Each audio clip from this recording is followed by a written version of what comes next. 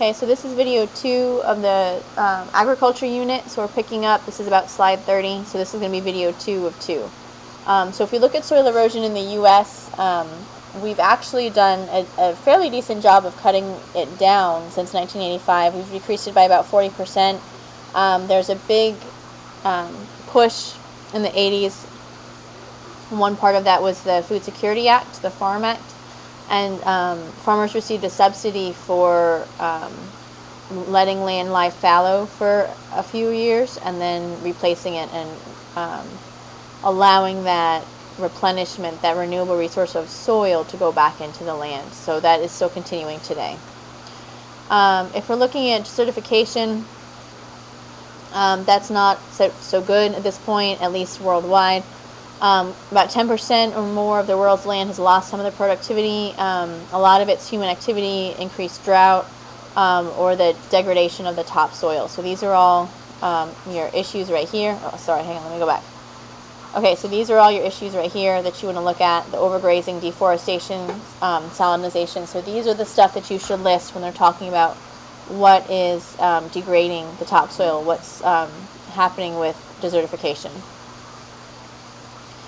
Okay, and then so looking at desertification worldwide, you can see in the U.S. it's happening really more along the west coast, but definitely in Texas for sure. We've got some of the moderate desertification, and then it's all the big cropland is where we're seeing that desertification, right? The American Midwest for the most part, and then some into like California and stuff. And then again, the same. It's a lot of it is the cropland for different areas.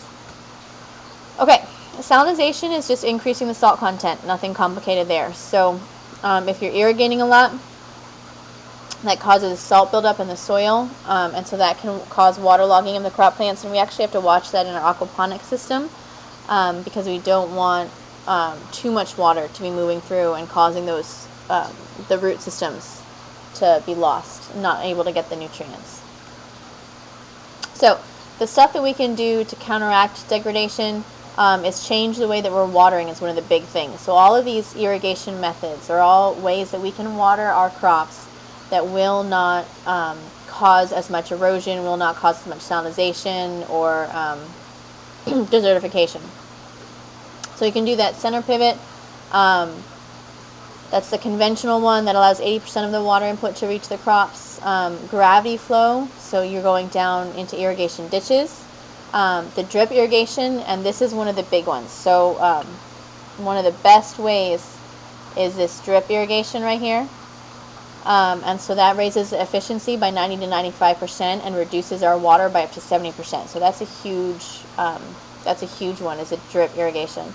And then the floodplain irrigation, so you're planting in the natural floodplains and allowing those soils to become flooded more naturally. So this is just looking at some of the different ways, some of the more sustainable agriculture methods. So you can use your irrigation in specific ways, and then you can plant your plants in specific ways. So all of these terracing, contour planting, strip cropping, alley cropping, windbreaks, etc., all of those reduce erosion and so therefore reduce degradation. So shelter belts, long rows of trees work well. The contour farming, so you're running parallel to keep water or to keep soil from running down a slope. Terracing takes advantage of hillsides. Strip cropping is alternating so that you're reducing the erosion.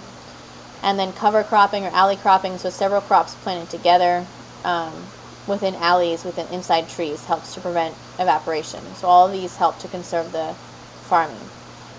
And then the farm machinery has increased and gotten better, and so the more we can use the farming without disturbing the soil, either no-till or minimum till, will all increase our crop yield, increases carbon content, lowers the water use, lowers pesticides, uses less fuel, so is therefore more environmentally sound and better money-wise as well, better from an economic standpoint.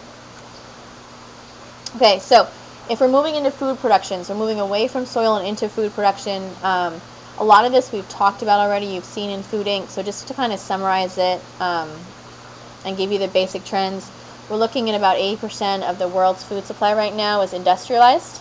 So that's using large amounts of fuel, large amounts of water, energy, fertilizers, so on and so forth.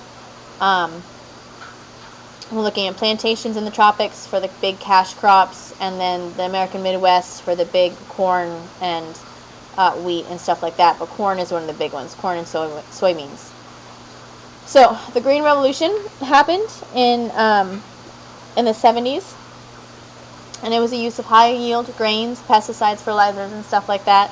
And it increased dramatically the normal crop yields, which at the time looked great from an economic standpoint, was fantastic. But then slowly over time, we're seeing more and more of the environmental costs of this, and this is really what Food Inc. was all about, was showing you that green revolution. We got really, really good at making one crop, making huge amounts of it, but what are the hidden costs to that crop? So this is kind of showing you worldwide what the trends are. You're seeing a lot of industrialized agriculture in the U.S. and in Asia. In Europe. In Asia, you're seeing more of the herding. You're seeing more of the plantation stuff is kind of dotted here and there, and then the shifting is moving stuff around. They're not really sure what they're doing yet. And then you see the more really the colder areas, right, is where there isn't a lot of agriculture, and you see in some parts of Asia, a lot of the traditional, hang on, I'll go back. A lot of the traditional agriculture right here in Asia. Okay, so this was, I thought, a really cool picture, looking at the greenhouse food production, looking at just the biodiversity and the biomass from 1974 to 2000 was pretty scary. I thought. This is in Spain. And then looking at some of the case studies, industrialized food, specifically in the U.S., we produce about 17% of the world's grain, and we rely, again, this goes right back to Food Inc., we rely on the cheap energy for the machinery to process, to produce the fertilizer and the pesticides. So it's taking about 10 units of the fossil fuel energy to produce 1 unit of food energy on the table. So the monocultures is where you're growing one species at a time, one production. And so, for example, the livestock production is becoming more and more industrialized. So that's where the feedlots are being used to fatten stuff up, to look at more populated, fewer space, make it bigger, make it fatter, make it taste better, so on and so forth. So we've really seen this a lot in Food Inc. Okay, so 17%, again, of all the energy in the U.S. Is used for agriculture. So this is breaking down where it's used for. We're seeing the most in the processing and distribution. So again, that's where that eat locally is so important, right? If we can take this down, that would be a huge decrease in cost, okay? Okay, so if we're moving back to traditional agriculture, we're moving to low input, to polyculture. We want to grow more than one thing at a time. We want to grow more than one species and more than one variety. And so that's where we get back to the traditional stuff. And that's where we get to ignoring pretty much, or going back away from that green revolution. So that's polyvarietal, multiple species, intercropping, agroforestry, and polyculture. And this is where a lot of the aquaponics comes in as well. Okay, so we see actually over time that the more of the polyculture, growing more than one species, actually produces higher yields than the monoculture, and it's better for the soil overall. So fertilizers, organic versus inorganic, you guys can see the difference, pretty self-explanatory. The benefits to fertilizers, we know the composition, we know they're soluble, immediately available to the plant, puts it there. The cost to that is that there's a high pollution, high water pollution,